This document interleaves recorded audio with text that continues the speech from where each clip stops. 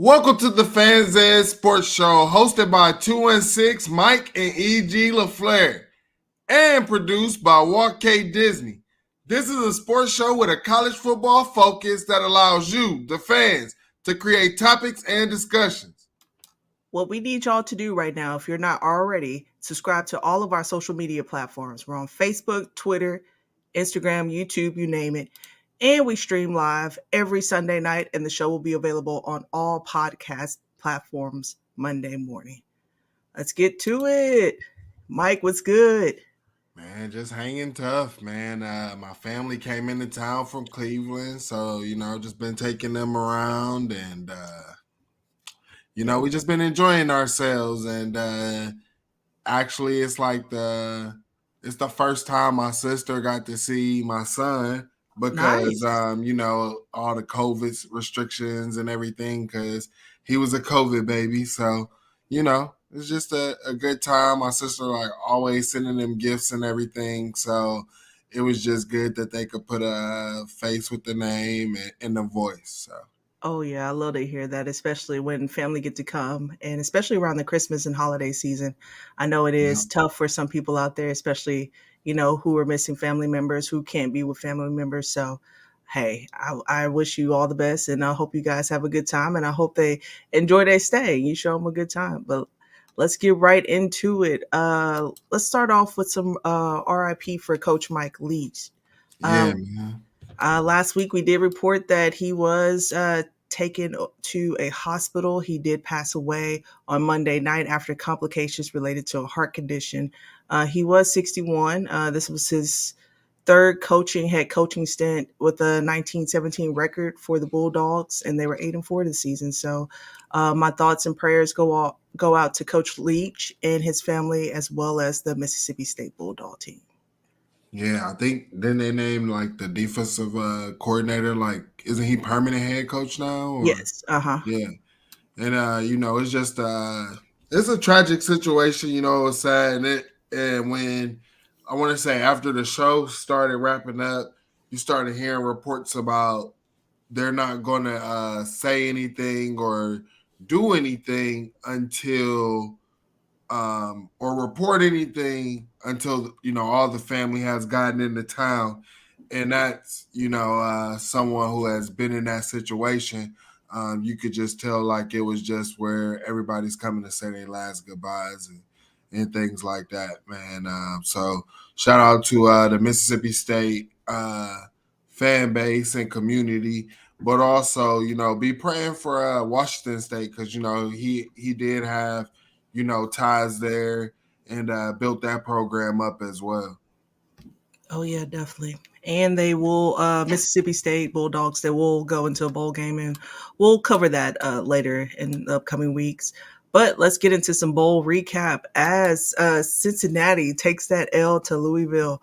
The Cardinals dominated on the defense. Linebacker Monty Montgomery posting 8 tackles, 5 solo for 1.5 for a loss, 1 sack, and a forced fumble. The defense basically led the way throughout this whole game. When Mm-hmm. Cincinnati only scored 7. Mike, what did you see in this game? Man, what I saw was a team that didn't have that same fight, that same attitude that Luke Fickle brings to teams. That's exactly what I saw. And I just thought that the culture and everything that Luke Fickle had built there, would still be able to resonate within those players, within those leaders as well. And that's just not what we saw, because I mean, yeah, I do understand, Cincinnati group of 5, but they had built themselves to where they could actually compete with, mid-tier, at least mid-tier power 5 teams at least. And that's not what I saw from Cincinnati at all. So maybe, where I was thinking that Cincinnati was set up to their success, it might be Louisville who can actually do that. So Right. And was I'm actually worried about them going into the Big 12. What is it? Is it this coming season? I think it's Or it's yeah, I want to say is it this 2023. coming season? 2023 Yeah. or even if it is 2024, but I think it's 2023. Yeah. Yeah. I mean, dang, Texas and OU, y'all. I mean, because it's not just Cincinnati coming in there. Man, the Big 12 about to be loaded next year, Yep. man. Dang. Houston, UCF all joined the Big 12 in 2023. Yep. And and here's the thing, like conference games is they're so hard because you know those teams and things like that. And when you bringing in teams that these other teams aren't too familiar with, that can also throw a wrench in it. You're not that familiar with that team. You're not familiar with that program. They might hit you with some things you're not used to. So I'm excited. Yep. Cincinnati, they got some learning to do, but we'll see what they do in the offseason. And as we've been talking about the transfer portal shakeup chaos last episode, so you just never know where people and coaches are going to end up. So speaking of coaches moving on, Jackson State falls again in OT to North Carolina Central. Coach Prime gave this riveting motivation speech going into the game. We was all rooting for JSU. We wanted them to win. We wanted Deion Sanders to go out with a bang. But NC State Central Richard passed for 177 yards with the touchdown and ran for 97 yards and two scores. They did on that final drive. They thought they were going to walk away with it, but Sanders, not the coach, the son, as the quarterback, completed 30 for 40 passes for 349 yards and four touchdowns and led it to tie up the game. It just happened so. And over time, the tight end, he happened to drop the ball and Sanders couldn't complete with the final pass. So North Carolina Central walks away with the win, and Deion Sanders, he falls in the Celebration Bowl, and this is his second year and second loss for that before he moves on to Colorado. Mike, I know you were on the edge of your seats for this game. It was a pretty interesting game. I like this Yeah, matchup. yeah, I did too. But I'll tell you where the issue lied and where Jackson State allowed this team to stay in the game is they allowed them to run the ball on them. That was the issue. They allowed them. North Carolina just felt like they could be physical with this team and that Jackson State would tap out, but that's not what happened. I mean, honestly, you kind of can say because the drop by the tight end was almost lazy and almost like he was kind of tired, and it was about who wanted it more. And I mean, shout out to North Carolina Central because they wanted it more. I don't feel like they got it done with the passing. Only one touchdown, 175 yards. Shout out to Shedeur Sanders because he only had 10 incompletions. Through a beautiful pass to what's that? Travis Hunter in the end zone Yep. as well. I think he had a statement game in this bowl game and also showed that he can make really good throws and that he can possibly play on the Power 5 level and that Colorado might have their quarterback because I do want you guys to know he entered the transfer portal. And I mean, it's already been said, like Deion said, that his son's going to be the quarterback. So I think we're just, waiting on him to enroll in Colorado. And I'm interested to see how the Pac-12, like football is going to be amazing, like in 2023. It really is. And, this is what the bowl season shapes up to be. Everybody wants to see, the past guys or, the guys who got them there all through the season. But this is really about the young guys, the guys that's coming back for next season, setting the momentum and everything for those winter workouts, getting towards that grind. How do you want to be known? Finishing off the season strong. And now it's time to take another leap. So, I mean, that's what bowl season is all about. Yeah. Sanders definitely said that a lot of people were concerned about him going to Colorado, but he said, just wait, I'll show y'all something. I'll show y'all what I'm bringing with me. So shout out to him for having an amazing game. Unfortunately, he couldn't walk away with the win, but we'll wish him all the best in the transfer portal. And shout out to North Carolina Central for putting on a show. I mean, they definitely came in and they did what they were supposed to do and took home that win. Speaking of winning, Oregon State dominates Florida in the Las Vegas Bowl. We know what's what's not the best school in Florida is definitely not the Gators. That 40-yard field goal with 37 seconds left finally put the Gators on board, but this could have been a blowout for them. So I'm happy for y'all kicker. Okay, good thing that y'all had him on the team. The Beavers, however, reached 10 victories for the third time in program history and the first time in 16 years. So congratulations to them. As for Florida, this was their redshirt freshman quarterback, Jack Miller, first time and first start, and it definitely showed. He completed 13 of 22 passes for 180 yards. So this was not a good appearance for the Florida Gators. And are we concerned about Billy Napier just yet, or are we just giving him I another mean, season? what they like to call Billy, they call him G5 Billy, man. And they say he got 6 plays that he called down there. I mean, what I was told was it just means more in the SEC. But what I saw, the performance that I saw was it doesn't mean more. Now, everybody's sitting here, oh, we had 75% of our starters out, all of this stuff.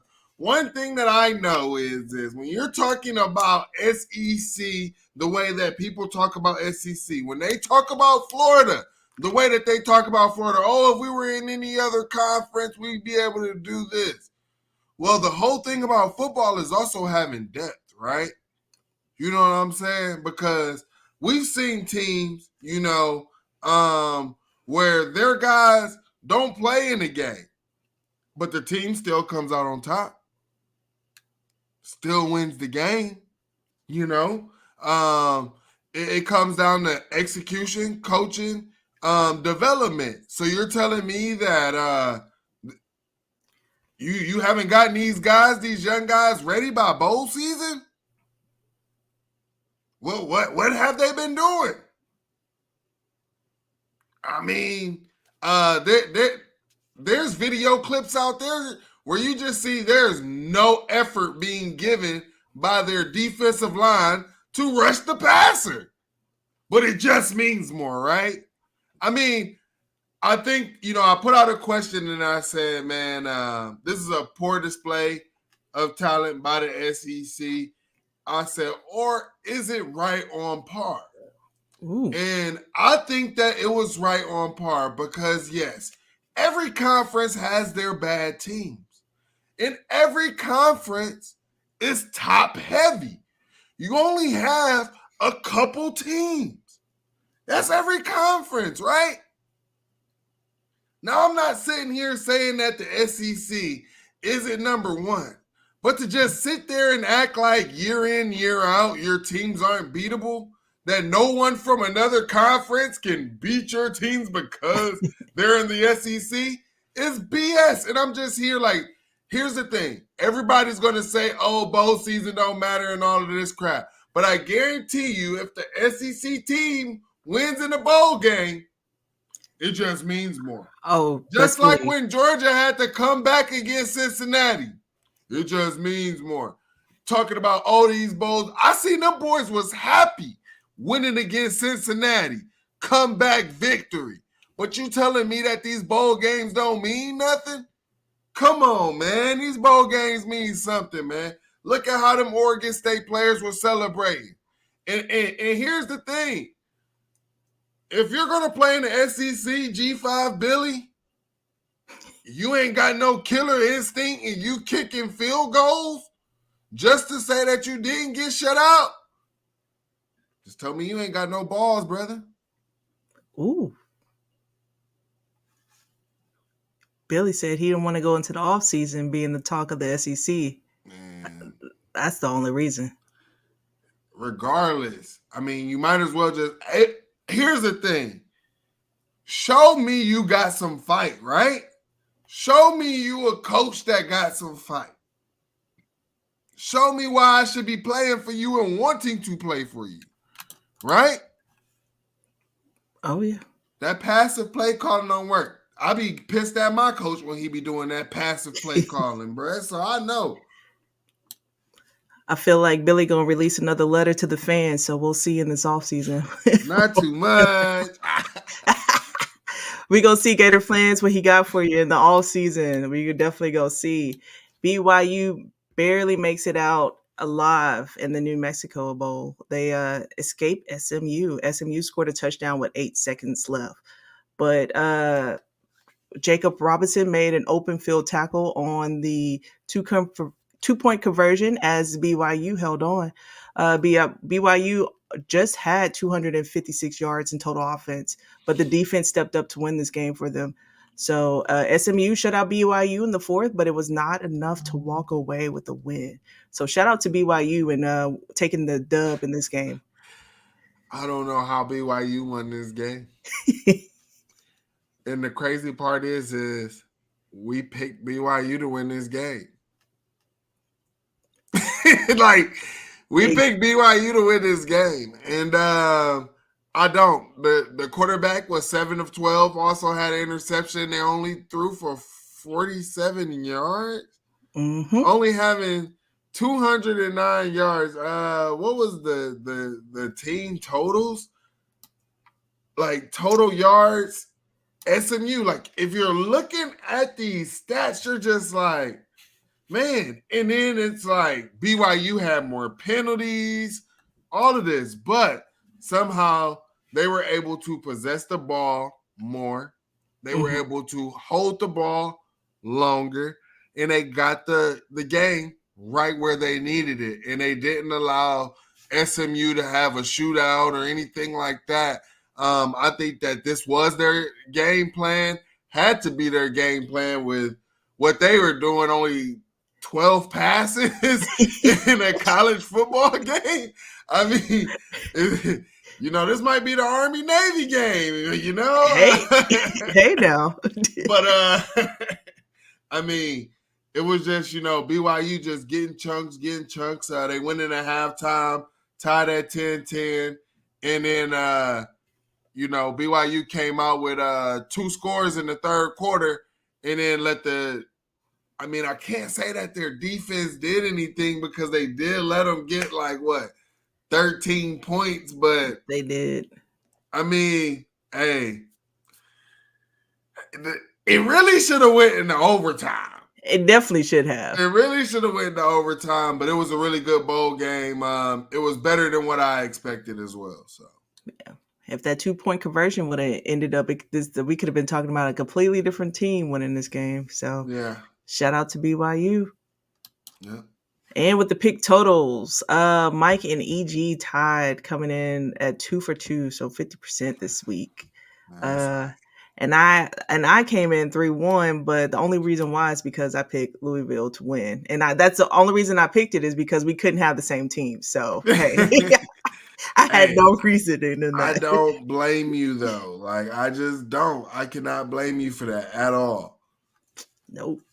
And speaking of, we got another week of bowl games. So let's get right to it. For this roofclaim.com, these weird names, we talked about it last week. But anyway, Liberty will take on Toledo Tuesday, 2:30 p.m. on ESPN. The Liberty Flames are in a transitional phase. It ended the regular season with a dud after starting 8-1, losing its last 3 games, including an embarrassing loss, 49-14 to New Mexico State. And head coach Hugh Freeze is going to Auburn. So now it's going to be a complete different game change and a coaching change on top of that. As for Toledo, it has a lot of turnover problems this season, and it struggled late in the regular season. But they did win the MAC champ. So their defense will have to step up and win this game. Liberty, we've seen them play this year. They did play, I think I've watched at least 2 games of them this year. So the Rocket offense line isn't awful in pass protection, but it allows close to 7 tackles for loss per game. So they definitely have to watch that. Mike, what's your thought on this game? Man, I think that this is honestly a really great matchup. You seen Liberty beat a SEC team. God, we're talking about the SEC. Yep. And see, it Hey, just you means talking more, about it? right? Yep. It just means more, huh? Liberty getting the win. You're talking about Toledo showing that they have athletes. When I remember them playing against Ohio State and DeQuan Finn.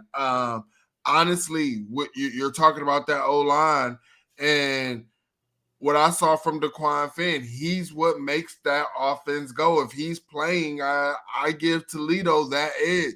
And you're talking about Hugh Freeze leaving Liberty. I think it's a tough blow. And we're starting to see this, like coaches who are leaving these programs, especially, these G5 programs. I think that does more harm to the team's psyche than anything. So yeah, I'm gonna have to take Toledo in this. I'm hoping that DeQuan Finn can have a really good game. I think that he could possibly play on the Power 5 level. I think he could be a Power 5 quarterback out of school. I think that he deserves to get some looks as well. And he just needs that O line. I mean, what he's able to do without an O line, I think, has been tremendous. I mean, he got over 2,000 yards passing, 22 touchdowns, and I Ooh. don't know what he has rushing, but I know he got some crazy stats Oh rushing. Let yeah. me check his stats rushing real quick. Yeah. I was looking up some stats. It Yeah, said, 608 yards rushing. speaking of DeQuan Finn, he's dangerous no matter what he does. The team is 5-0 when running for 225 yards or more. So, as long as he do what he needs to do, then I see them walking away with a dub as well. Yeah. That's a dangerous, dangerous man. Like you said, NFL potential. I ain't And say NFL potential. I said Power 5 potential. I you ain't see, I going put that that in one. there. No, you ain't putting that in me. Hey, these people on here will cook me for that. Mm-mm. You said nope. I'm gonna correct you. No, Hold on, yeah. no. Man might hop up in the space and they say, "You what you say? What you say about the coin?" Yeah, I've been like, nah. Hey, that's what happened when you put all your money in all eggs in one basket. And going into the Air Force Bowl, Baylor takes on Air Force. Baylor wasn't able to repeat the Big 12 champs this year. I had them as my Big 12 champs. Boy, was I wrong. They lost the last three games. When I say wrong, I was wrong.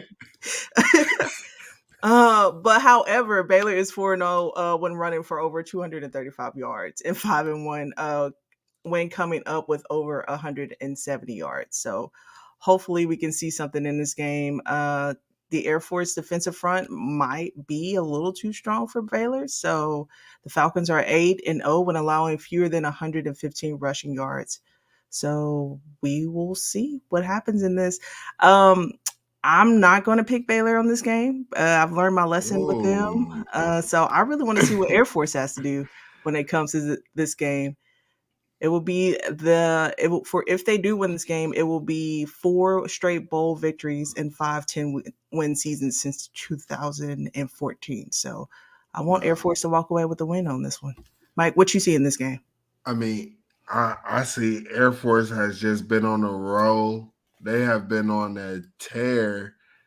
Their 3 losses all coming. They lost to Wyoming, 3 points. Lost to Utah State, 3 points. Lost to Boise State by 5 points. They've gotten up to 40 points like 3 times, but that was earlier in the season. The most that they've had in November was 35 points. So it seems like wherever they want to keep this game, they can keep this game. That's the scary part about it. And here's the thing about Air Force teams. No one's sitting there like, oh, I'm hitting the portal. Oh, I'm sitting out. They don't Right. have that type of stuff. And you're talking about a team that's together, that knows who they are, knows their identity. I think that they're going to go take care of business, man. I got to take Air Force. ESPN's FPI prediction has Baylor at what was it, like 68%? Let me check real quick. Yeah, 68. I mean, might as well say 69%.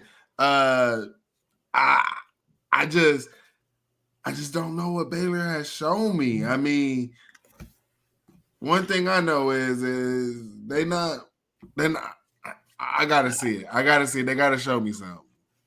Yep, they I definitely got got Air something to Force. prove. They definitely have something to prove. Prove me wrong, Baylor. I've said that before. Prove me wrong. And for our last bowl game, we got Wake Forest taking on Missouri Friday, 6:30 p.m. on ESPN. Mm. Whew. The Demon Deacons, we've talked about them once before this year, so we've been definitely watching them. They haven't been able to keep the ball out of their end zone lately, allowing 30 plus points in each of their last 5 games. The Tigers are averaging 40 more passing yards over their last 3 games as well compared to their season average. So 240 yards compared to 204 yards. Wake Forest and Missouri have never met on a head-to-head in a head-to-head competition before. The Demon Deacons are 10-6 across 16 bowl appearance, while Missouri averages out about 15-19 in 34. So I don't know. Missouri was on a uptick for a while there in the last couple of games, taking away some wins, but No, that's because they played Arkansas, and then they had Cupcake FCS game in New Mexico State University. Like, no, don't no, talk about Arkansas like no. that. Don't talk about Arkansas like that. We just talked about them losing to Liberty. Yeah, we did. We definitely did. Like, they literally handed Hugh Freeze his job. They're the reason Hugh Freeze got hired.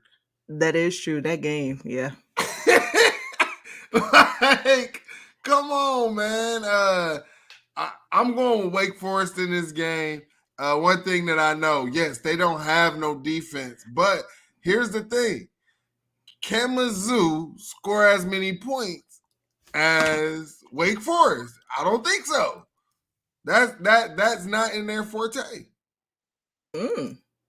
I don't think so. I mean, What's I don't the? see it. And then apparently it just means more. I mean, I would see more guys fighting and playing because now we have to take this into account. I could see more guys fighting and playing starters for Wake Forest than I could on Mizzou's roster. I agree with you on And that. I mean, Mizzou didn't even want to play Kansas. Everybody want to talk about, oh, it used to be a rivalry game. Okay, well, why they ain't playing it? They backed out of it. You know why? Because Kansas starting quarterback was in there. Yeah, they already knew they were going to get smacked. You talking about a team that's scared. Coach scared, athletic director scared, man. Yeah, just go ahead and give me Wake Forest on this. Yeah, it's looking I ain't got no faith in Mizzou.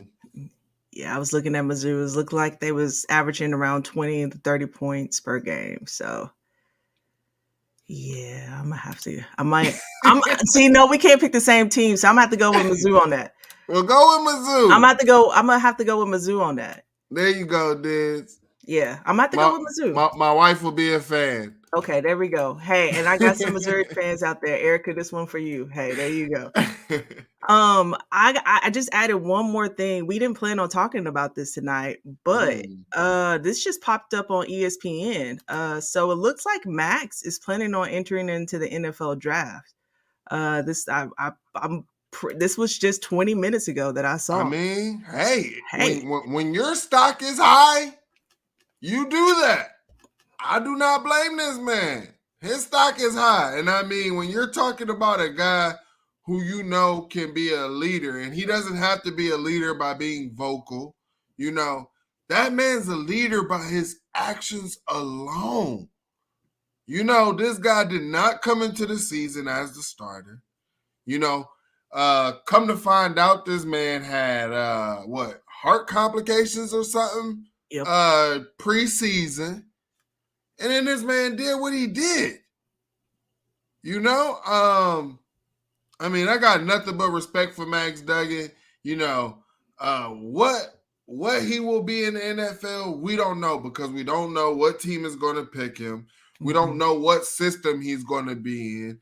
And here's the thing, like, there's only some coaches and some organizations who actually will build around someone's skill set, right? Right. So, we just got to see, because what they do is they try to be like, hey, you're going to do it our way, this way, and if it doesn't work, then hey, we'll get rid of you. Find someone who can do it, right? You're I mean, right. that's the way of the NFL has always been. So they don't really go to people's skill set. It's like, hey, you either do what I'm telling you to do, or how our scheme works, and if you don't fit it, then we'll find someone who will. That's how it goes, man. Yep. He did say we still have business to take care of, so he will lead TCU into the semifinal at the Fiesta Bowl December 31st against Michigan. So he's still planning on playing in that. I So mean, I think that both of these teams are just. It's the perfect matchup. Like, yeah. it's the perfect matchup. Both of these teams, um, like having like this little underdog mentality. Both of these teams, are known as second half teams as well, where they like really get the ball rolling in the second half. So, I mean, I'm very excited for this game. I mean, I'm excited for the college football playoffs, the top four teams. And now all you will have is everybody who didn't make the top four will be but nothing but bandwagon fans. So, I mean, Oh that's yeah. about it. That's definitely me. Stay tuned to next week to see what jersey I'll wear, so you know who I'm going for to win. I'm Bama. definitely woo, not too much. We still a little Hey, salty you on that. got a Bama jersey Yeah, though. I got a Bama jersey, but I also just bought one more jersey just for this playoff. So we just about to see. Oh, We uh-oh. really about to see who I'm going for in this. Uh, Yep. uh-oh. Let's see, Mike. You got anything else for us? Man, I will say, I could talk about it on my show. Ohio State NIL situation has just been going crazy. Fans have been going crazy, and they're talking about the concerns and all of this stuff. Well, like, the CEO, the president, both co-founders, Cardell Jones and Brian Schottenstein, have both went into spaces multiple times, have explained the concerns, everything. And man, what it just comes down to is everybody wants to blame, or think when someone decommits or they go to a different school and don't pick their school, that it's all about NIL. And that's just not the case. And you have to remember that it's these coaches' jobs to recruit these guys as well. You know what I'm saying? And NIL does play a factor in it, but one of the issues that people need to understand, and Disney, you and I kind of work in athletics, right? Right. So we kind of understand this. One thing that athletic directors do for the university is they raise funds, right? They raise money for athletics. So if your athletic department wants a new facility, a new weight room, a new anything, they go to the donors of the school and they raise funds, right? Right. So you're talking about the people who are you're talking about the athletic director being in real contact with the people who donate the biggest money and who can make changes, right? Right. It is up to that athletic director. If that athletic director believes in NIL like they should, it is up to the athletic director as well to be pushing these donors towards your NIL collectives. And if your athletic director is not doing that at your school, that is a big issue. Exactly. Which I believe is going on at Ohio State. Now, I mean, it has to be, because why are they getting pushback? You have Cardell Jones, who's a co-founder of the NIL collective group, right? Right. This man has brought notoriety to Ohio State because he won a national championship. He won the first CFP, the first college football playoffs. He won it. He was an MVP, right? This guy could have transferred, went somewhere else, could have had left and entered, but no, he decided to come back to Ohio State. This guy is also an Ohio State grad as well, right? So why would there be any pushback from them or lack of support when he's trying to do anything and everything for our student athletes? I think that when we're speaking of what is best and are we really on board for our student athletes, we have to challenge these athletic directors. Why did it take to the end of the season for you to put out a statement with the different collectives? Why? That should have been out there. So remember, don't be attacking people because you think that, oh, the funds aren't raising. And here's the thing, fans. Fans want to have so much criticism, but you can go in just about any fan-based collective, right? Any team collective, and you can donate. You can be part of the change. So if you're saying, oh my God, we lose it because of NIL, donate. Yeah, that $10 you were spending at McDonald's, eat in. Donate your $10 to your collective. Right? You right? You can, look, that $10, let's say that $10 meal that you would have got from McDonald's or whatever for just 1 month. Let's say you took that money, right? That from 1 month, instead of you doing that, and you put that every month into your NIL collective, and multiple people do it, right? I mean, you guys know how big your fan base is, and then times it up. Come on, man, the money is there. You have an opportunity, fans. And it's not just on the big donors now, right? It's open to everyone now. It's open to everybody. Everyone. So that's my whole thing on that I just wanted to speak on because, NIL is a big thing. The recruiting is obviously the lifeblood. And I mean, I understand people are going to have frustrations. Everybody wants to be number one. You don't want to miss out on top recruits and things like that. But, one thing that Cardell Jones said in the Twitter spaces when he was talking to the fans, there are a lot of top recruits who don't pan out, who don't end up making anything shake in college or on the next level. And then when you're talking about this money involved, some people might feel like, hey, they already made it. They might not have that same hunger, Yeah. So, I mean, and I'll tell you this. You see guys leaving left and right out of Texas A&M or whatever, and it's understandable. You got guys there who've been there putting in work. They're starters, but you're telling me this incoming freshman is making more than me? I don't even have an NIL deal, and I'm starting. This guy's riding the bench. He's on scout team, and he got a deal. Think about how those type of frustrations and things impact the locker room because Texas A&M actually had a really talented team, always had a really talented squad, but understand how those type of cultural things can impact your program. So question, are you saying the AD for Ohio State needs to go? I mean, I feel like if he's not going to get on board, because here's the thing, anytime you bring in a new athletic director, right, it's because the other athletic director was not able to adjust, right? Right. Now, I think that he has been one of the best athletic directors in the country, right? But think about that era that we were in. We were in the BCS era. Yep. Right? And then the beginning of the college football playoff era, and you're talking, you didn't have to deal with NIL. You didn't have to deal with this.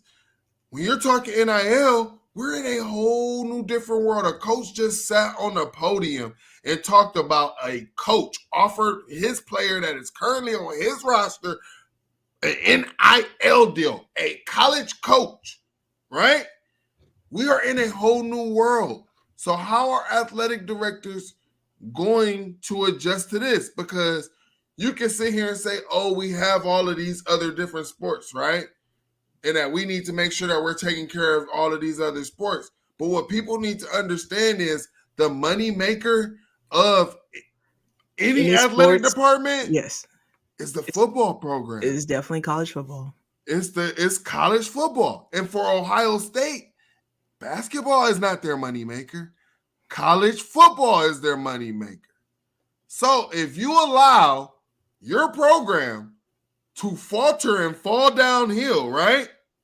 How does that tell me that you're a great athletic director? Something got to change. You're waiting on the NCAA, or everybody's sitting here saying, oh, we want to wait on the NCAA. The NCAA, there's these rules, da, da, da. And everybody wants to wait. But what if you've fallen so far behind, it's going to be hard to catch up, right? Because let's say school A already has $30 million in the bank, right? School B, who's not really on board with NIL, only has $3 million in the bank. Well, school A has this reoccurring where all their fans every month money pours out. They got 1 million fans, right? Let's say 1 million fans donating what? $5, right? So now they're getting automatically $5 million every year just from the fan base, right? Right. Just from the fan base. So now you want to start that. Now do you want to have to double with that occurring amount? And then make your fan base pay double of what some other fan base, and then they're looking like, well, they're only doing 5. Right. Why? Well, Why? We're playing catch up. Why didn't we do 5 from the beginning? We'd already been there. Exactly. Right? So, I mean, this is the thing. This is why you have to jump on board now, and you have to get really, you're already behind. To be honest, Now I know people want to see return on their investments, but you're talking about all of the schools that made the college football playoffs got a bonus. You get paid out. You make the national championship, that's another bonus. Yep. Yeah, you might have lost it, but you made it. It's still a bonus. So, I mean, those are returns on your investments, man. When you have these collectives and you got these guys sitting there saying, like they're going to the foundation, have them put a video out. Hey, we made it. Hey, for the next class, go donate to this collective, right? Right. You got fans. Fans right now are giddy. They're following everything on social media, what they want. And then they're seeing, oh, my team's at the CFP and my top player saying, go donate to this collective so that way we could be here forever. I'm donating, right? Exactly. That's the type of stuff that you got to do and you got to use, man. And that's what it has to be, and these players also have to want it for their other brothers who aren't getting money and stuff. You have to want that for them, or are you going to be selfish? You got to, because some of these players, if you're not going to post about the collectives and things like that are already sponsoring you, right? Right. All you're doing, if you're not promoting from them, all you're doing is hurting your fellow teammate from getting their bag. Mm-hmm. So, it's more money to go around. Everybody can eat at that point. Yeah. That's all I'm saying, man. That's all I'm saying on the NIL front. Look, that's all we trying to do is help everyone eat. Yeah, I just want people to get an understanding, man, of where when you're talking about the big money donors, how that comes into effect, right? How do you get that type of money? How are funds raised? There have never been collectives that raise these funds to get that. It's been these athletic directors in the athletic department. That's what they do. That's their job. Exactly. Them donors is turning into those NIL deals into big money packages. Exactly. And the students need it. They do. They deserve to get paid for They what they do. deserve it. I mean, they've been exploited for years, and it's crazy. Like Reggie Bush just put something out talking about Yep. the NCAA spent $8 million or whatever to keep something hush hush and everything like that. And then people are mad talking about he broke rules or whatever. And I'm like, okay, if you really want to talk about breaking rules, just because it's a rule, does that make it right? Because slavery was a rule, but does that make it right? Exactly. I mean, because we really want to talk about exploitation? Does that make it right? Exactly. It needs to be known. I mean, that's what I'm saying. Don't sit here and say he broke the rules or whatever when he was being exploited. He did. He used his name, image, and likeness. It's crazy. They don't like these guys can't even really have a job. Like, say that they wanted to have a sales job or something like that or whatever. They couldn't do that. Mm-mm. If they wanted to start their own business, they couldn't do that. I.e. LaMelo, right? Like, it's sad. It's sad. Like, they were being exploited. LaMelo only did not go to college because they told him that he could not profit off of his own shoe. Makes no sense. How stupid is that? That's the rule that you want to say, oh, it's broken? That's the rule that you want to back up? How stupid can you be? These kids, they risk their bodies every day, put their bodies on the line to every single day, practice games. $1 billion industry. They should be actually more than that. It's a $1 trillion industry. And wait till they release the game. When they release the game, poof. That's what I'm saying. They've been exploiting these kids, man. These kids at first was only asking for an allowance. Right. A scholarship. Some kids not even on full rides. Bro, I mean, they like at the major universities, they get their full scholarship, but how when you can't work or whatever, you got a car, you got to get your oil changed, just daily maintenance. What happens if your car breaks down? Insurance, cell phone bills. You couldn't get these kids an allowance? NCAA?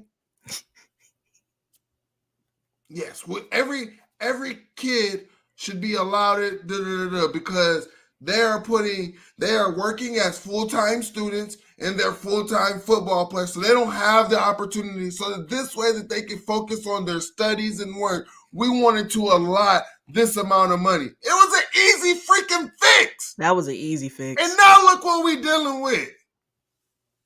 It was an easy fix. And that could have been across the board. And like you said, some kids missing out. It could have been across the board. Across the board.